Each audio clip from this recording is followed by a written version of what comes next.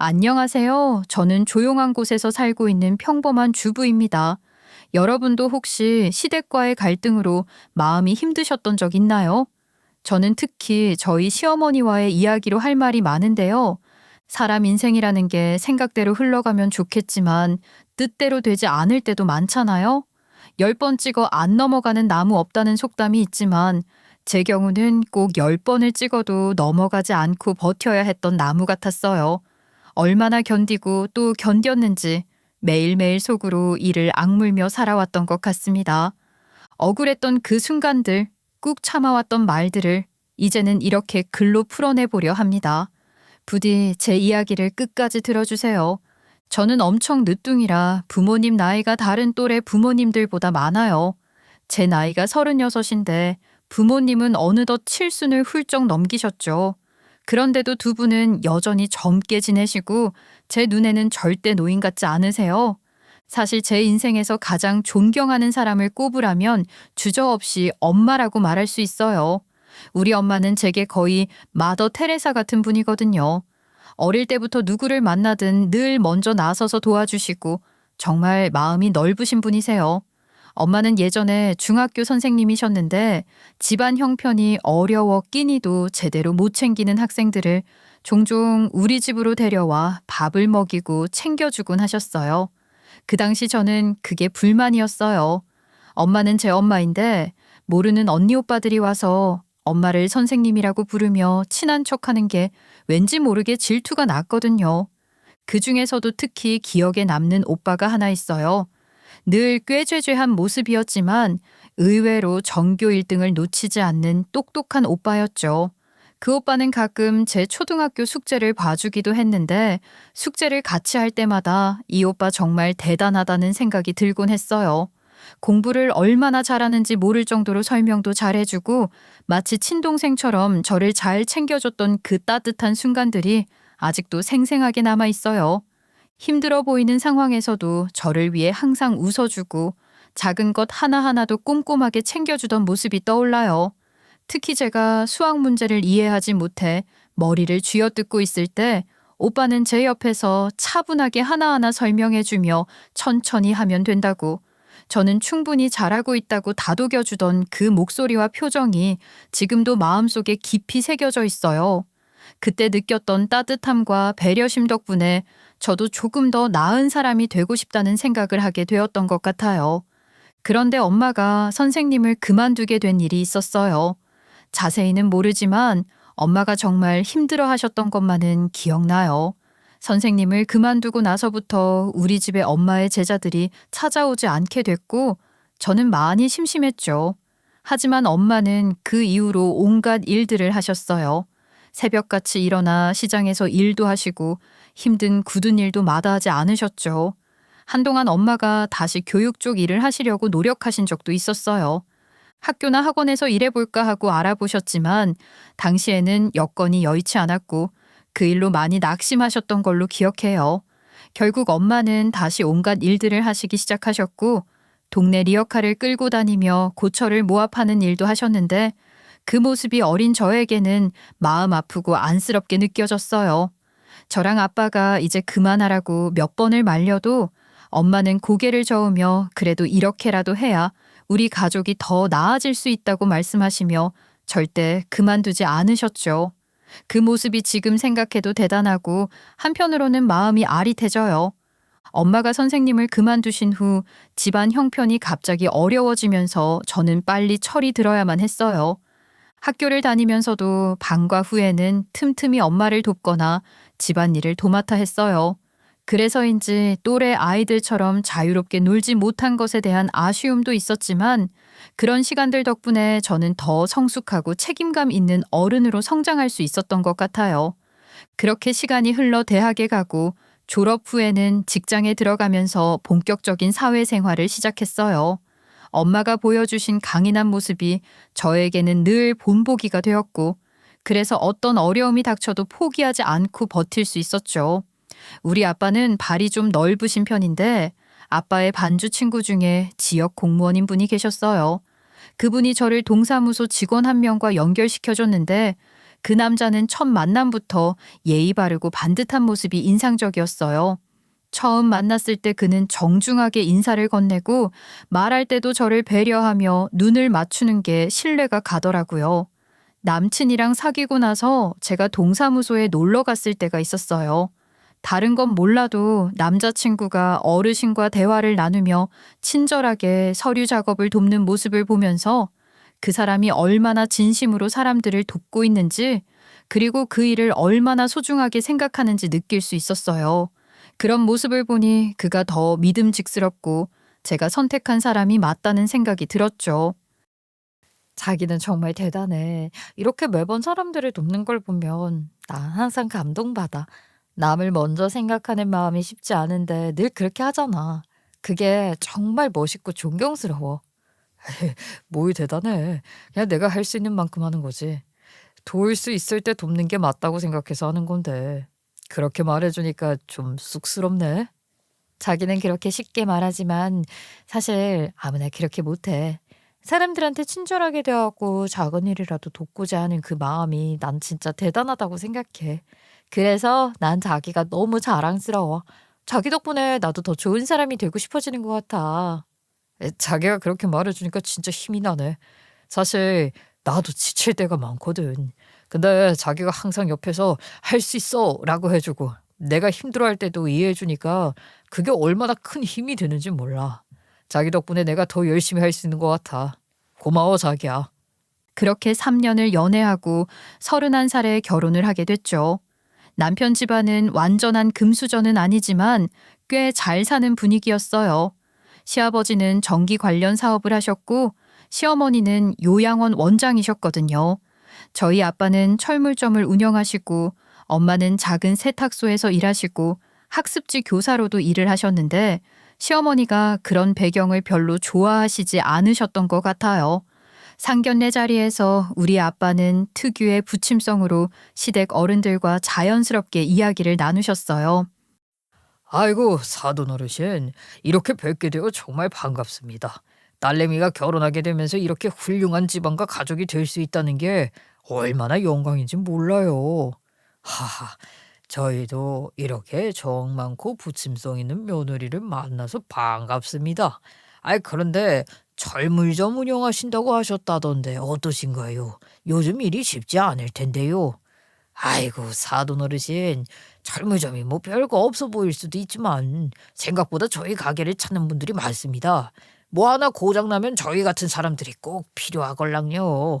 제가 이렇게 손으로 직접 도와드릴 수 있다는 게 참 보람이 크죠.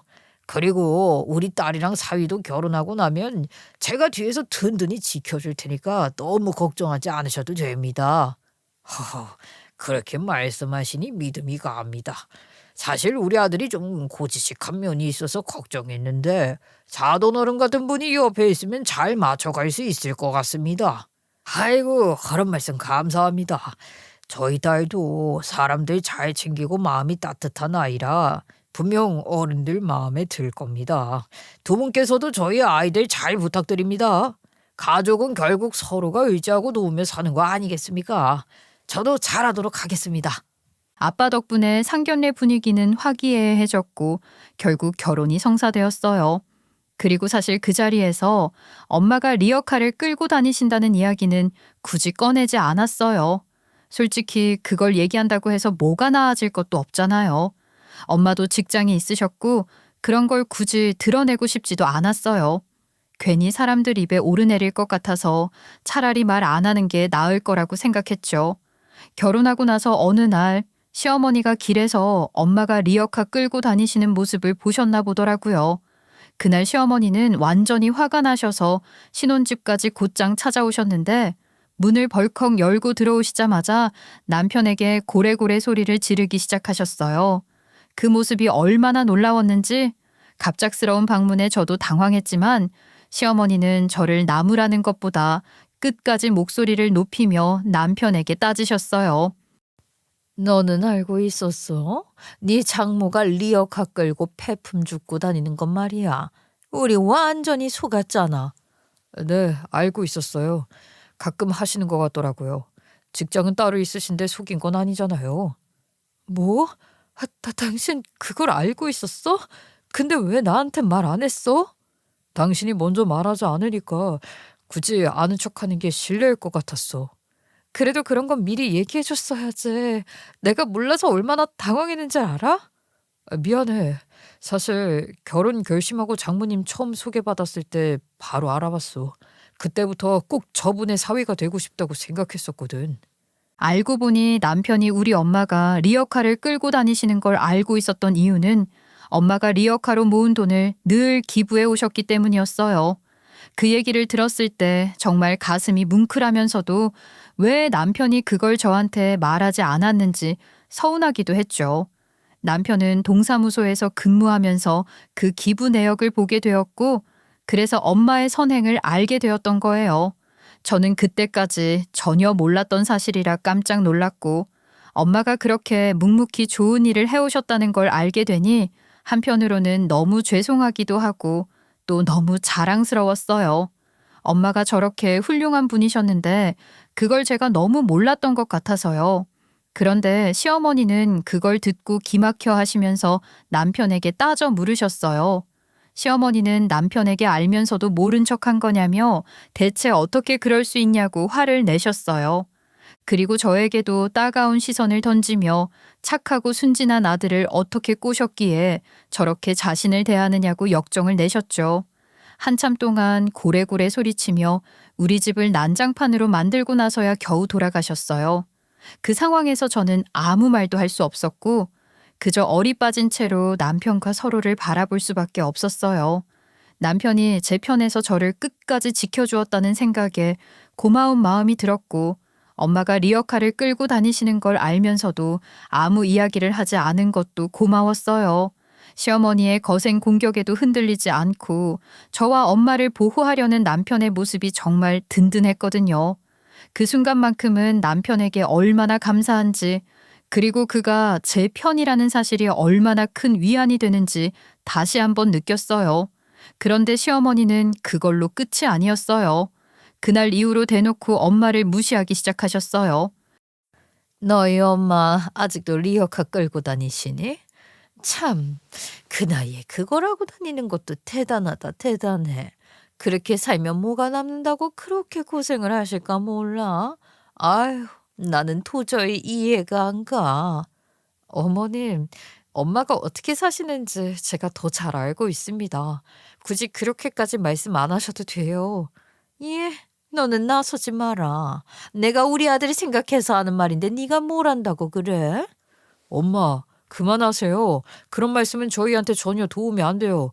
장모님이 그런 말씀을 들으셔야 할 이유도 없고요. 저희 엄마나 장모님이나 똑같이 존중받아야 하는 분들이에요. 네가 정말 나서서 이럴 일이냐? 네가 어디 가서 우리 가족을 부끄럽게 만들어도 괜찮단 말이야? 부끄러운 건 아무것도 없어요, 엄마. 장모님이 얼마나 훌륭하신 분인지 엄마도 아셨으면 좋겠어요. 그만 이러세요. 부탁드릴게요. 우리 집안에 좀 걸맞아야지. 내가 요양병원 원장이지 않니? 우리 가족은 항상 품위 있고 자부심 있게 살아왔어. 그런데 네 장모라는 사람이 리어카를 끌고 다니면서 폐지를 줍는다니. 그런 걸 알면서도 모른 척하고 결혼했다는 게 난 정말로 이해가 안 간다. 네가 어찌 우리 집을 이렇게 망신시키려 하니? 장모님이 폐지 줍는 이유를 알잖아요. 그걸로 어렵게 번 돈을 이웃에게 기부도.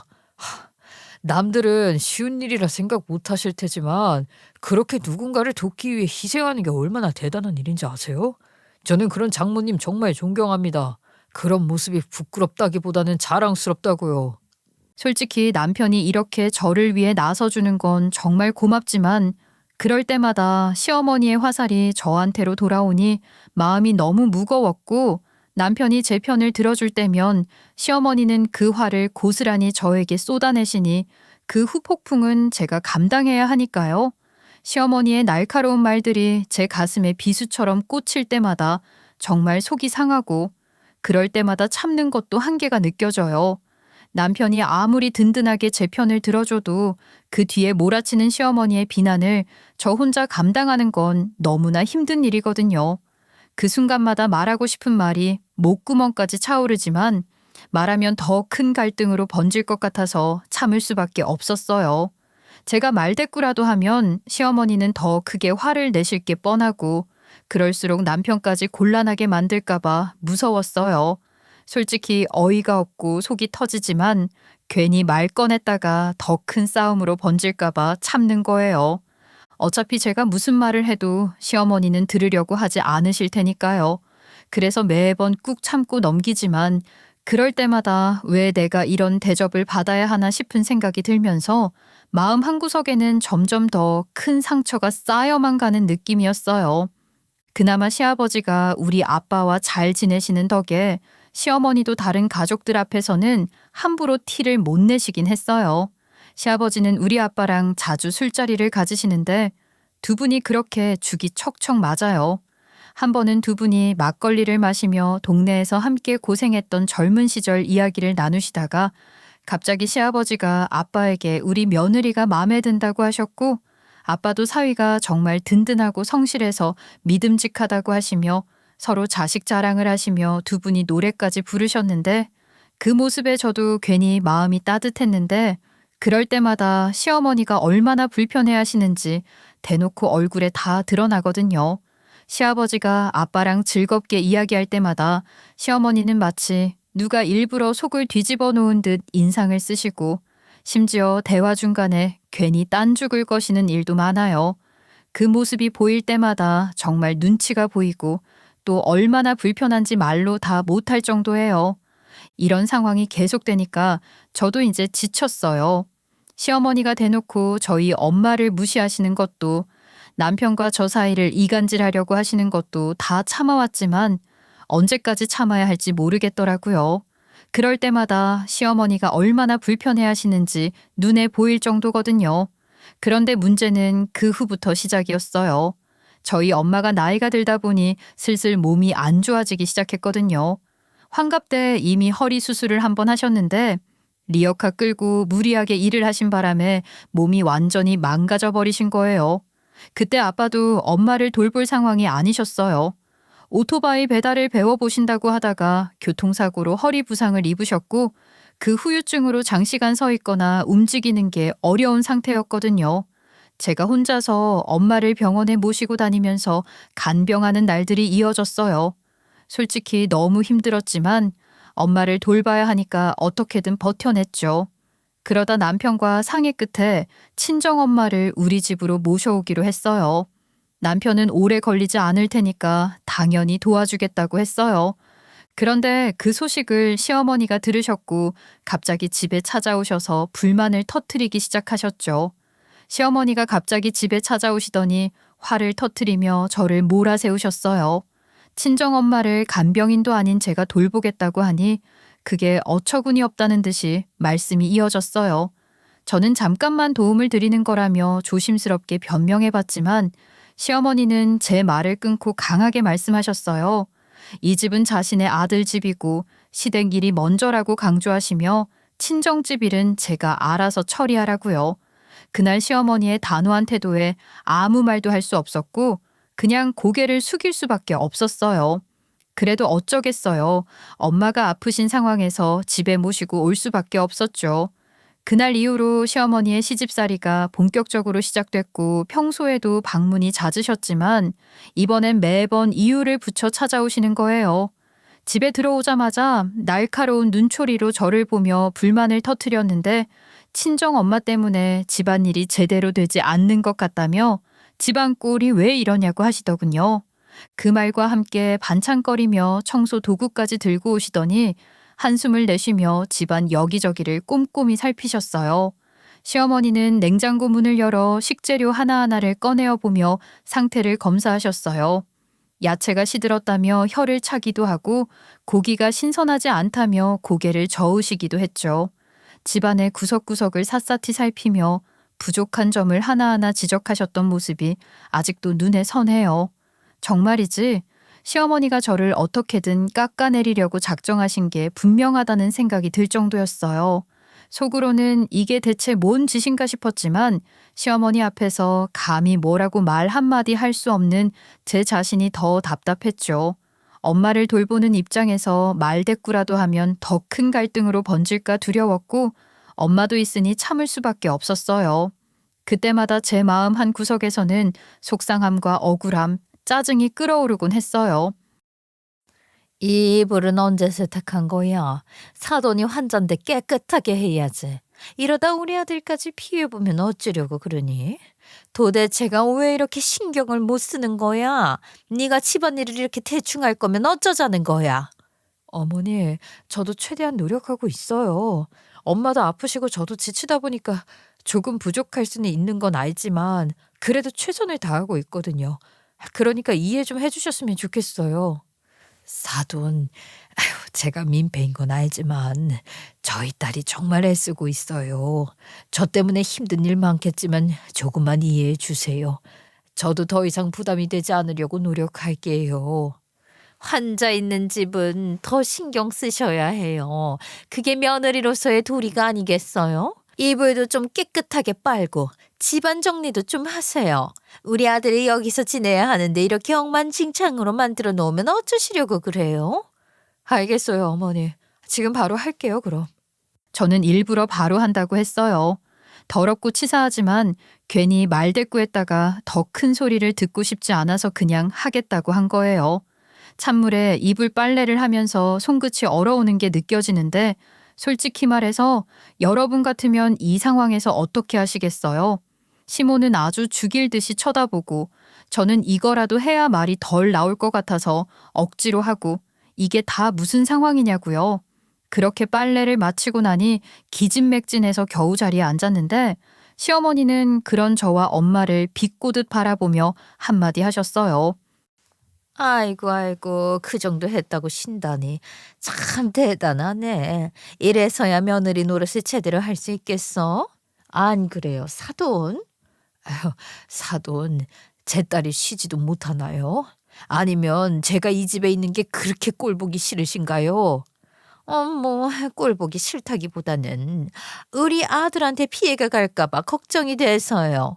사위한테 피해 안 가게 우리 딸이 얼마나 애쓰고 있는지 아실 텐데 대체 뭘 더 바라시는 건가요? 며느리 노릇이란 게 그렇게 끝없이 희생해야만 하는 건가요? 사돈도 며느리 아니었어요. 저희 딸도 사람이에요. 이러다가 우리 딸이 아예 안 하는 수가 있다고요. 아이고 참 목청만 커서. 알겠습니다. 아이고 아주 무서워서 무슨 말을 못하겠네요. 하극상이야 진짜.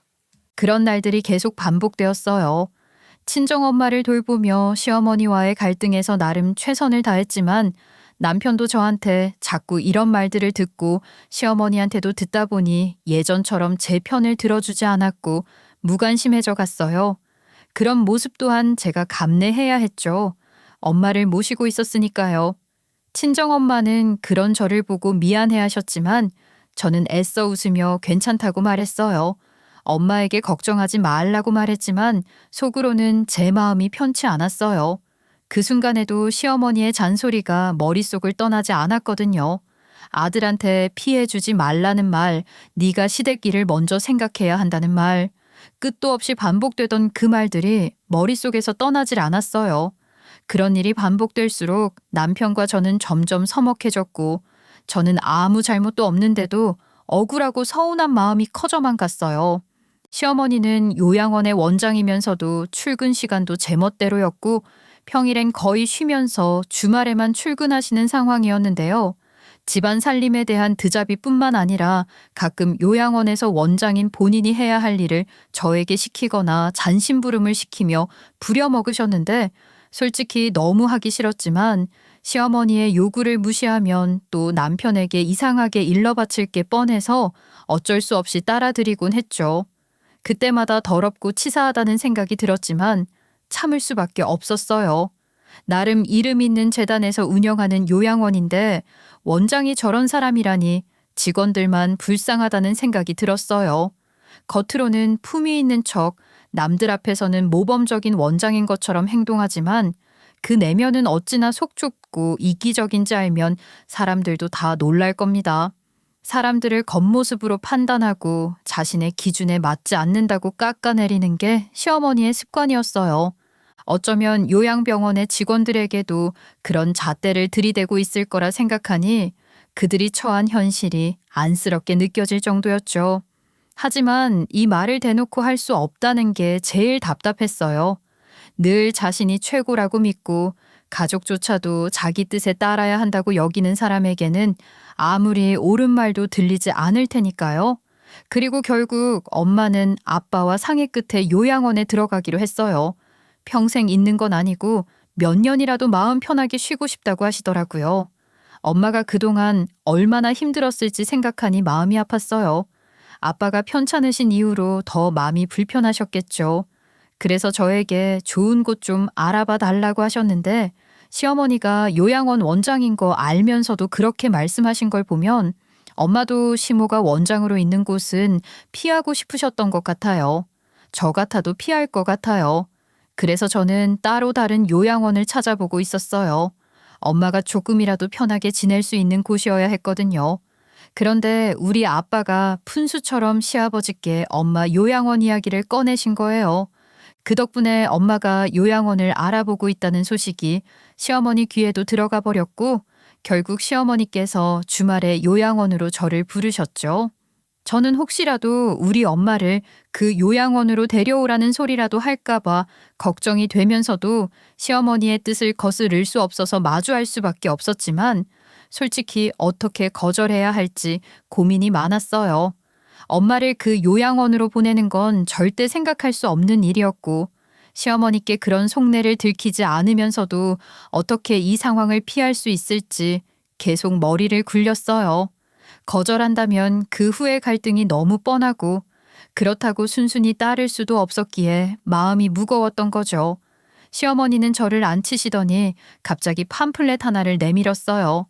요양원 팜플렛이었는데 제가 알고 있는 요양원이긴 했어요. 팜플렛에서도 너무 허름하고 시설도 낡고 열악한 곳처럼 보이는데 시어머니가 왜 이 팜플렛을 내미는지 이해가 안 갔어요. 엄마를 그런 곳에 보내라는 건지 아니면 다른 의도가 있는 건지 전혀 알 수 없었죠. 어머님, 이걸 왜 저한테 보여주시는 거예요? 정말 엄마를 이런 곳에 보내라고 하시는 거예요? 그래, 네 엄마 같은 사람한테는 이 정도면 충분하지 않겠니? 밖에서 리역 하나 끌고 다니던 수준인데 이 정도면 호텔이나 다름없지 않니? 어머님, 말씀을 좀 심하게 하시는 것 같은데요. 아무리 그래도 제 엄마입니다. 네 엄마라고 해서 뭐 다르겠니? 네가 뭘 할 수 있는데, 어? 내 아들도 이제 내 편이야. 네가 할 수 있는 게 뭐가 있겠어? 어머님, 그렇게까지 말씀하실 필요는 없잖아요. 저는 그냥 엄마가 조금이라도 좋은 곳에서 지내셨으면 하는 마음뿐이었다고요.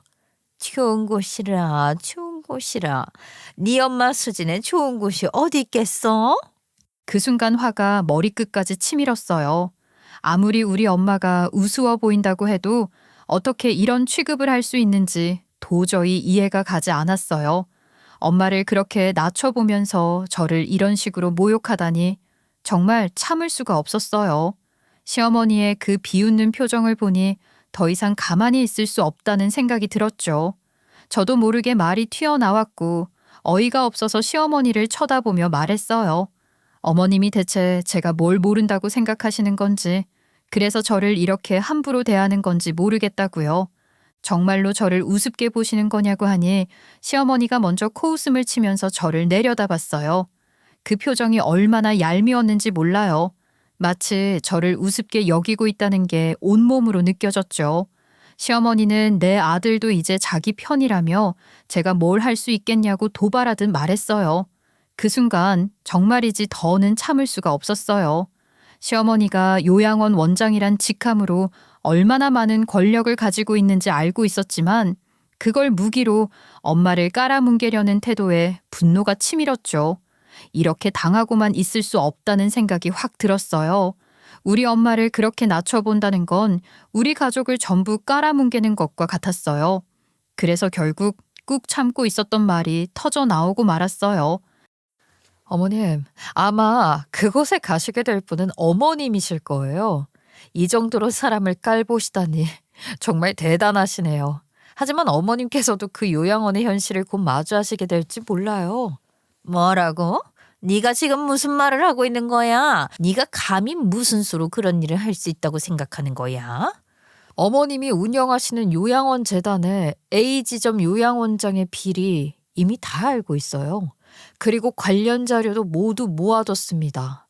이걸 공론화하면 어머님께서도 그 허름한 요양원에 가시게 될 가능성이 높아질 거예요. 어머님께서 남을 그렇게 깔보고 업신여기시더니 결국 그 자리에 어머님이 서게 될 날이 올지도 모른다고요. 네, 네가 지금 제정신이니?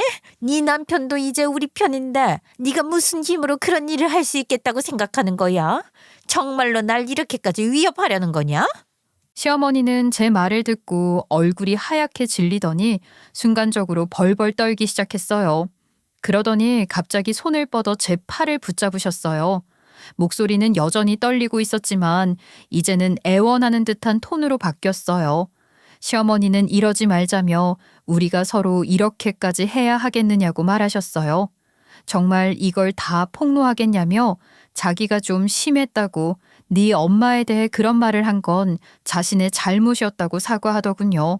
그러니 제발 그 자료는 없던 일로 해주면 안 되겠냐고 간절하게 부탁하는데 저를 붙잡고 놓지 않으려는 듯 간절함이 느껴졌어요. 근데 전 가차없이 내치고 그냥 그 자리를 일어나 나왔어요. 그 순간 더 이상 시어머니와 대화를 이어가는 게 무의미하다고 느꼈어요. 엄마를 그렇게 모욕한 시어머니를 도저히 용서할 수 없었고 어차피 이 결혼 생활도 이제 끝이 나야 한다는 생각이 강하게 들었죠. 저희 엄마는 평생을 희생하며 저와 가족을 위해 헌신하신 분이에요. 그런 분이 이런 취급을 받는다는 것은 있을 수 없는 일이잖아요. 그동안 참을 만큼 참아왔지만 이번에는 정말 지켜야 할 선이 있었어요. 이 선을 넘는 순간 엄마를 지켜야 한다는 결심이 더욱 단단해졌습니다. 엄마의 자존심, 저희 가족의 자존심은 저에게 있어 무엇보다 소중했으니까요. 이 결심이 없었다면 얼마나 더 많은 모욕을 견뎌야 했을까요? 이제는 더 이상 뒤로 물러서지 않기로 마음먹었어요. 제가 시어머니의 비리를 어떻게 알게 되었는지 이제부터 자세하게 말씀드릴게요. 시어머니는 종종 저에게 시집살이에 더해 요양원 심부름도 시키셨거든요. 서류를 전해주라거나 물품을 전달하라는 식이었죠. 처음엔 저도 그냥 별 생각 없이 단순한 심부름이라 여기고 해드렸어요. 요양원과 시어머니가 그런 도움을 주고받는 사이라는 정도로만 생각했고 전혀 의심하지 않았죠. 근데 하루는 제가 서류를 전달하러 요양원에 갔을 때였어요.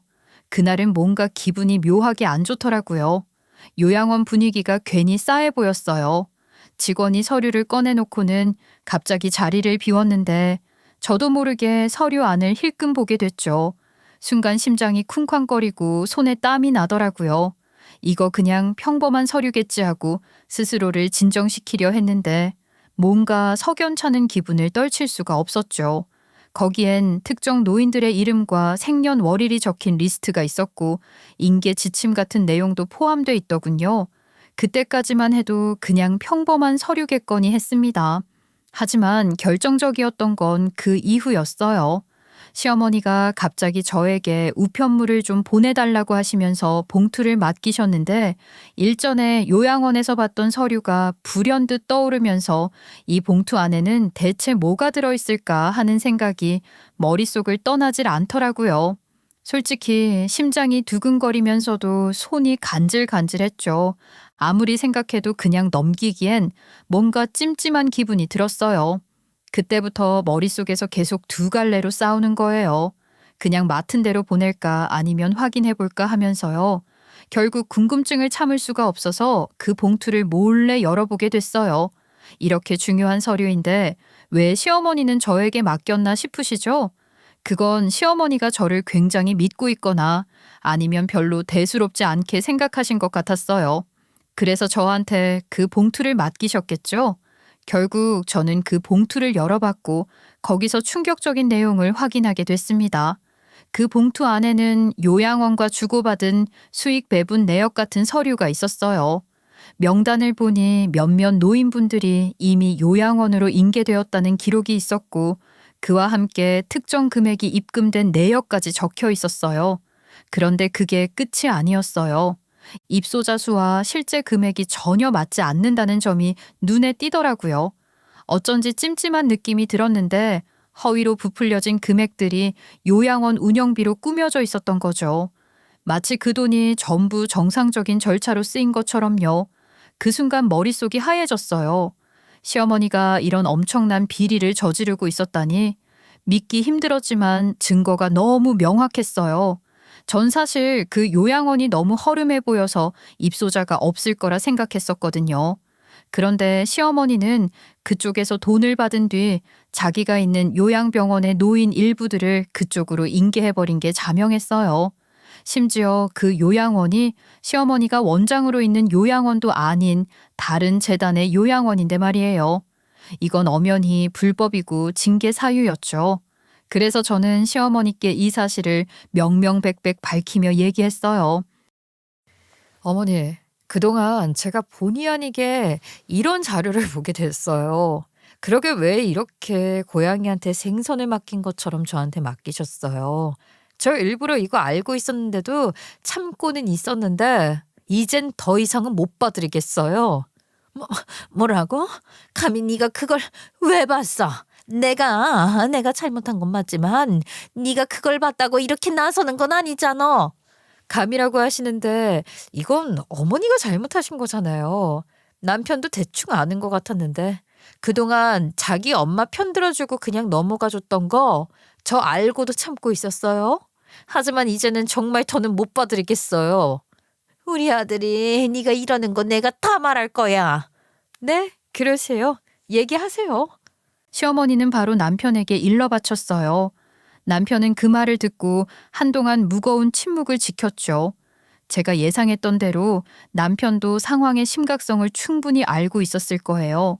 본인도 조금이라도 잘못 대응했다가는 시어머니의 일에 연루될 가능성이 있으니 한마디 한마디가 조심스러웠을 겁니다. 게다가 저와의 관계도 생각하지 않을 수 없었겠죠. 제가 이 일을 계기로 헤어지자고 할지도 모른다는 생각이 남편을 더 복잡하게 만들었을 거예요. 남편은 무거운 마음으로 결국 결정을 내렸고 그 말을 꺼내기 전까지 그 표정 속에서 얼마나 많은 갈등과 고민이 오갔을지 느낄 수 있었어요. 엄마, 잘못을 했으면 책임을 져야지. 떳떳하면 가서 잘 말하고 오면 되잖아. 그냥 내가 이렇게까지 얘기하는 이유도 다 엄마를 위해서야. 엄마가 이 상황에서 회피만 하고 계시면 더 큰 문제로 번질 수 있잖아. 그러니까 지금이라도 떳떳하게 가서 이야기하고 잘 해결하시는 게 맞다고 생각해. 얘, 너까지 왜 이러는 거야? 넌 내 편 아니야? 지금 나보고 이걸 혼자 해결하라는 거야? 내가 이렇게 힘든 상황인데. 엄마, 물론 엄마 편을 안 든 게 아니야. 하지만 이건 아무리 봐도 도리 이상 옳지 않아. 우리가 잘못한 건 책임을 지고 바로잡아야지. 그래야 나중에라도 후회가 없을 거야. 엄마가 잘못을 인정하고 바로잡는다면 그게 진짜 엄마를 위한 길이야. 그 일이 있고 나서 며칠 동안 집안은 정말 얼음장처럼 싸늘했어요. 그때 제 심정이요? 솔직히 말해서 속이 터질 것 같았어요. 시어머니는 여전히 자기가 피해자라는 태도로 나오시는데 어쩜 그렇게 뻔뻔할 수 있을까 싶더라고요. 남편이 중간에서 계속 어머니를 설득하려고 하더군요. 남편은 시모에게 자백하라고 권하면서 이 상황이 더 나빠지기 전에 해결해야 한다고 말했어요. 남편은 저보다도 더 애가 타는 얼굴로 어머니와 대화를 시도했지만 상황은 쉽게 나아지지 않았어요. 결국 제가 나설 수밖에 없었죠. 시어머니의 비리를 제가 다 발설해버렸고 이 문제는 당연히 재단의 귀에까지 들어갔어요. 재단에서는 바로 징계위원회를 열게 됐고 저는 제보자이자 참고인으로 참석하게 되었어요. 그동안 제가 모은 모든 자료를 위원회에 넘기면서 손이 떨리더라고요. 시어머니가 그 자리에서 눈물로 억울함을 호소하며 쇼를 펼치셨지만 제가 내놓은 자료들이 너무 명백해서 반박할 수 있는 여지가 없었어요. 결국 시어머니는 해임되셨고 손해배상 청구까지 받게 되셨어요. 그 이후 시어머니는 모든 것이 무너져 내린 듯한 시간을 보내셨어요. 그동안 주변에서 봤던 존경도 믿음도 모두 사라졌고 요양원 원장 자리에서도 물러나야 했으니까요. 시어머니는 자존심이 강한 분이라 이 모든 것이 무척 큰 충격이었을 거예요. 처음에는 계속해서 억울함을 호소하셨지만 들어주는 사람이 누가 있겠어요. 어떻게 보면 다 자업자득인데 그래도 한편으론 씁쓸하더군요. 왜 그렇게 우시는지 정말 이해가 안 갔어요. 잘못을 저지르고도 끝까지 본인이 피해자라고 믿는 그 모습에 도대체 어디서부터 이 잘못된 믿음이 시작된 건지 어이가 없었죠. 그런데 여러분, 제가 그 징계위원회에서 정말 놀라운 일을 겪었지 뭡니까? 이사장을 보자마자 어디서 본 듯한 느낌이 강하게 들었는데 처음엔 어디서 만났던 분이었는지 기억이 나질 않았어요. 근데 이사장이 제 이름을 부르며 웃는데 갑자기 머릿속에서 번쩍하며 떠오른 거예요. 그분은 바로 엄마의 옛 제자였던 그 오빠였죠. 엄마가 교사로 계실 때 저에게 공부를 가르쳐 주기도 하고 전교 1등을 도맡아 하던 그 똑똑한 오빠 말이에요. 전혀 예상치 못한 상황이었기에 순간 어리둥절했지만 곧 반가움이 밀려왔어요. 오빠도 제 이름 덕분에 저를 기억해냈다고 하더군요. 제 이름이 이별님인데 좀 특이하잖아요. 그래서 쉽게 기억할 수 있었다고 하더라고요. 오빠도 저를 보자마자 반가워했는데 여기서 이렇게 만나다니 정말 신기했어요. 세상 좁다는 생각이 들면서도 이렇게 오래된 인연이 다시 이어진다는 게 어디선가부터 이어져 온 끈이 결국 이렇게 다시 연결된 것 같았죠. 저는 오빠랑 한참 동안 사담을 나누면서 옛날 이야기에 빠져들었어요. 오빠는 제일 먼저 엄마 이야기를 물어보더라고요. 오빠에게 엄마는 정말 잊을 수 없는 은인이라면서요. 오빠는 엄마가 자신에게 해주었던 일들을 하나하나 떠올리면서 제가 몰랐던 엄마에게 있었던 일들을 들려주기 시작했어요. 학창시절 엄마가 오빠에게 얼마나 큰 힘이 되어주셨는지, 그때 오빠가 얼마나 절박했는지 그런 이야기를 듣는데 가슴이 먹먹해졌어요. 오빠는 눈시울이 붉어진 채로 어릴 때 집안 사정이 정말 어려워서 수학여행비조차 마련하지 못할 정도였고 부잣집 학생들에게 괴롭힘까지 당했었대요. 그때 우리 엄마가 수학여행비도 내주시고 오빠를 적극적으로 챙겨주셨다고 하더라고요. 그런데 그 오빠에게 앙심을 품었던 부잣집 부모와 아들은 어떻게든 오빠를 곤란하게 만들려고 혈안이 되어 있었어요. 그래서 우리 엄마를 음해하기 위해서 불법 과외를 시켜줬다는 터무니없는 거짓말을 만들어 퍼뜨리기 시작했어요. 그때부터 상황은 정말 걷잡을 수 없이 악화되었죠. 그 부잣집 아들은 심지어 오빠가 우리 엄마의 숨겨둔 자식이라는 말도 안 되는 소문까지 만들어내서 학교 전체에 퍼뜨렸다고 해요. 오빠는 그 당시 어리고 가난해서 아무런 반격도 할 수 없었고 엄마는 엄마대로 억울함을 풀기 위해 노력하셨지만 그 부잣집 부모의 영향력은 너무 컸죠. 결국 엄마는 모든 것을 감당할 수 없게 되면서 학교를 떠나실 수밖에 없었대요. 그 시절 엄마의 무너지는 모습을 지켜보는 오빠의 마음도 어땠을지 생각하면 정말 가슴이 아프더라고요. 물론 엄마는 억울함을 몇 번이나 호소했지만 결국 학교를 그만두실 수밖에 없었고 그 이후로 오빠는 더 이상 엄마께 폐를 끼치고 싶지 않아서 일부러 연락을 끊었대요. 그리고 오빠는 공부에 모든 것을 걸어 학교를 졸업한 후에는 낮에는 일을 하고 밤에는 공부하면서 조금씩 꿈을 이루기 위해 나아갔대요. 자격증도 여러 개 따고 필요한 학위도 차근차근 쌓아갔다네요. 기업에서도 능력을 인정받아 승진도 높게 하면서 이직에 성공해 결국 재단의 이사 자리까지 오르게 된 거라고 하더라고요. 선생님 요즘 어떻게 지내? 잘 계셔?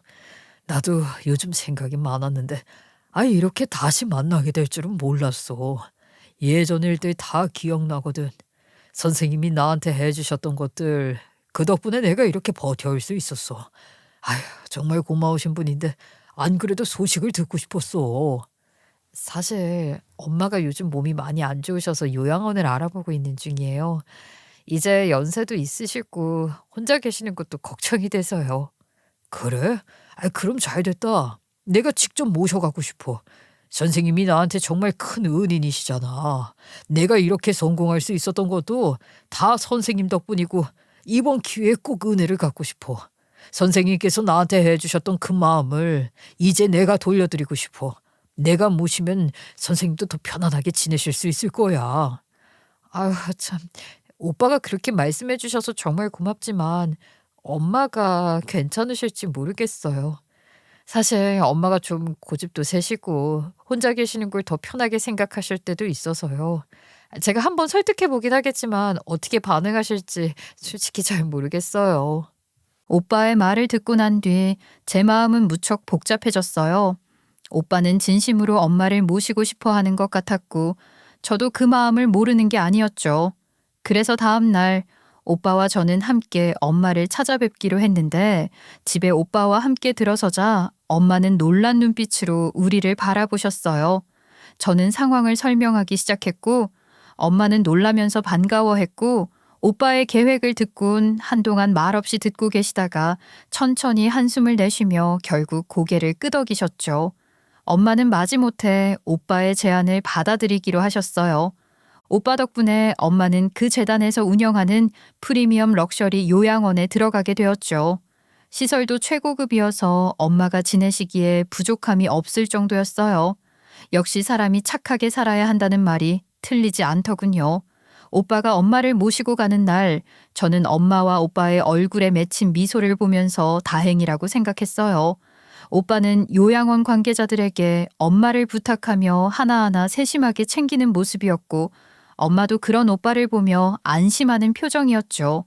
이렇게 엄마가 좋은 환경에서 지내실 수 있게 된 걸 보니 저 역시 마음이 놓이더라고요.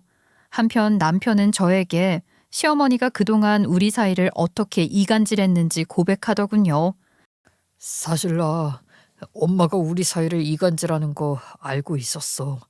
뭐라고? 그걸 알고도 지금까지 가만히 있었던 거야? 왜 이제 와서 말하는 건데? 미안해. 사실 엄마랑 당신이 하는 말이 매번 다르길래 나도 너무 혼란스러워서 몰래 집에 카메라를 설치했었어. 그러다 엄마가 또 나한테 무슨 말을 하길래 그날 녹화된 걸 한번 돌려봤거든. 근데 엄마 말이랑 진짜 완전 딴판인 거야. 그때서야 알았지. 네가 왜 그렇게 힘들어했는지. 그래서 지금 그걸 이제서야 말해주는 이유가 뭐야? 네가 사실을 알면 너무 불쾌할 것 같아서 그동안 말하기 어려웠어. 근데 계속 이렇게 속이고 있는 것도 아닌 것 같아서 결국엔 너한테 솔직하게 말하는 게 맞는 것 같았어. 정말 미안해. 못 믿어서 미안하고 너한테 상처 준 것 같아서 미안하고. 남편의 사과를 듣고 나니 한편으로는 그동안 쌓여있던 답답한 마음이 조금은 풀리는 것 같았어요. 그동안 저 혼자만 억울하게 여기고 힘들어했던 부분들이 이제서야 제대로 풀리는 느낌이랄까요. 물론 그렇다고 해서 갑자기 모든 걸 다 용서할 수 있는 건 아니었어요. 마음에 남아있던 상처들이 하루아침에 사라지는 건 아니니까요. 하지만 그래도 남편이 솔직하게 이야기해준 덕분에 그동안의 오해가 풀렸고 그 점은 정말 고마웠어요. 그리고 시어머니 얘기를 해드려야겠죠. 시어머니는 결국 전 재산을 다 털어서 손해배상을 했고 그 과정에서 시아버지에게도 크게 혼나셨어요. 시아버지는 시어머니의 행동에 크게 실망하셨고 이번만큼은 참을 수 없다고 하셨어요. 결국 집에서 나가라는 말을 하셨고 시어머니는 돈 한 푼 없이 쫓겨나야 했죠. 그 순간 시어머니는 변명도 아무 말도 하지 못하고 집을 나서야만 했어요. 남편도 그런 시어머니를 더 이상 감싸지 않았어요. 그동안 시어머니의 잘못을 두둔하며 참고 지내왔지만 이번에는 도저히 용납할 수 없는 일이었으니까요. 그리고 시어머니는 결국 저에게 직접 사과를 하셨어요. 눈물을 보이며 그동안 자신이 얼마나 잘못했는지 그리고 저에게 얼마나 큰 상처를 주었는지를 이야기하시더군요. 솔직히 처음에는 그 사과가 진심인지 의심스러웠지만 시어머니의 눈빛과 목소리에는 그간의 후회와 미안함이 가득 담겨 있었어요. 아이고야, 내가 잘못했어. 너한테 정말 미안하다. 그동안 너무 심했지. 내가 너무너무 이기적이었어. 이제 와서 사과한다고 다 해결되는 건 아니에요, 어머니. 그동안 저한테 하셨던 일들 정말 많이 힘들었어요. 매번 어머니의 말씀과 행동 때문에 얼마나 마음고생했는지 몰라요. 솔직히요, 아직도 쉽게 용서가 안 돼요. 알아. 다 안다. 아유, 그러니까 내가 정말 미안해. 그때는 내가 잘못 판단한 것 같아. 지금 와서 보니까 내가 얼마나 어리석었는지 알겠어. 너한테 괜한 고집 부리면서 상처만 줬다는 걸 깨달았어. 그러니까 용서해 줄 수 있겠니? 진심이야. 너한테 상처 줘서 정말 미안해. 어머니, 용서라는 게요, 그렇게 쉽게 되는 건 아니에요. 어머님도 아시겠지만 그동안의 상처가 쉽게 아물지 않아요. 그러니까 어머니도 이제는 더 이상 그런 일 없도록 해주세요. 정말로요. 그래. 고맙다. 정말 고맙다. 내가 앞으로는 절대 너한테 그런 일 없도록 할게. 정말 노력할게. 시어머니는 그렇게 집을 나가신 후 정말로 오갈 데가 없는 상황에 처하게 되었어요. 어디 하나 의지할 곳도 없고 주변에 도움을 청할 사람도 없었죠. 시어머니는 그제서야 자신이 얼마나 많은 사람들에게 상처를 주었는지 깨달은 듯 했어요. 하지만 이미 늦은 후회였죠. 다른 이름 있는 요양원들은 이미 소문이 다 나서 시어머니를 받아줄 곳이 없었고, 결국엔 진짜 시어머니는 예전에 저에게 추천해 주셨던 그 허름한 요양원에 들어가게 되었답니다. 제가 말했던 대로 시어머니 본인이 그곳에 가게 된 거죠. 인생이란 게 아이러니하죠. 시어머니가 떠나고 나니까 집안 분위기가 확실히 훨씬 편해졌어요. 시아버지와 저희 아버지는 여전히 절친처럼 잘 지내시고요. 시어머니가 계실 때는 항상 뭔가 불편하고 공기 자체가 무겁게 느껴졌는데, 이제는 진짜 가족 모두가 편하게 웃으면서 지내고 있어요. 갑자기 터져나오는 웃음소리도 많아졌고, 집안에 늘 깔려있던 그 묘한 긴장감이 사라졌달까요? 다들 마음속에 있던 무거운 짐을 내려놓은 것 같아서 저도 모르게 자꾸 웃게 되더라고요. 아, 이제야 집안이 조용해졌어. 이렇게 평화로울 수 있다니 믿기지가 않네. 그러게. 항상 무슨 일이든 있었던 것 같은데 이제는 정말 평화로운 것 같아. 우리도 좀 여유롭게 살 수 있는 거지 뭐. 그동안 당신도 고생 많았어. 이제 우리도 우리만의 행복을 좀 찾아보자. 아이 갖는 것도 준비하고. 그래. 우리도 이제 진짜 행복해지자. 마음이 편해지니까 이제는 우리도 아이를 가질 준비를 해봐도 될 것 같아. 그동안은 시어머니 일 때문에 너무 신경 쓸 일이 많아서 여유가 없었는데 이제는 진짜 우리만의 시간을 가질 수 있을 것 같아. 그렇게 시어머니의 사건은 마무리되었고, 저희 가족은 이제 더 나은 미래를 향해 나아가고 있어요. 어려운 시간이었지만 그만큼 더 단단해진 것 같아요. 엄마도 요양원에서 지내시면서 점점 안정을 찾아가고 계세요. 요양원 환경이 워낙 좋다 보니 엄마도 매일매일 새롭게 적응해 가시면서 즐거워하시는 모습이에요. 남편과 제가 방문할 때면 엄마는 환하게 웃으시면서 요양원에서 있었던 일들을 들려주시는데, 그 표정을 보면서 저 역시 마음이 놓여요. 몇 달 뒤면 퇴원을 하시게 되는데 나가기 싫다고 하시네요. 엄마가 요양원 생활이 그만큼 만족스러웠다는 뜻이겠죠. 저희 가족도 그동안 겪었던 모든 어려움을 딛고 이제는 진정한 안정을 찾아가고 있는 것 같아요. 이 모든 일들이 결국엔 더 나은 미래를 위해 필요한 과정이었던 것 같아요.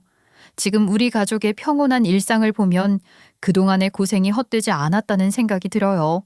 모든 상처가 완전히 아물지는 않았겠지만 앞으로는 더 나은 날들이 올 거라고 믿어요. 물론 시어머니라는 무거운 짐은 여전히 우리 가족에게 남아있지만 이제는 그 무게를 조금 더 가볍게 받아들이고 서로를 지지하며 나아갈 수 있을 것 같아요. 이렇게 사연을 털어놓고 나니 마음이 한결 가벼워진 것 같아요. 제 이야기 끝까지 들어주셔서 감사하고요.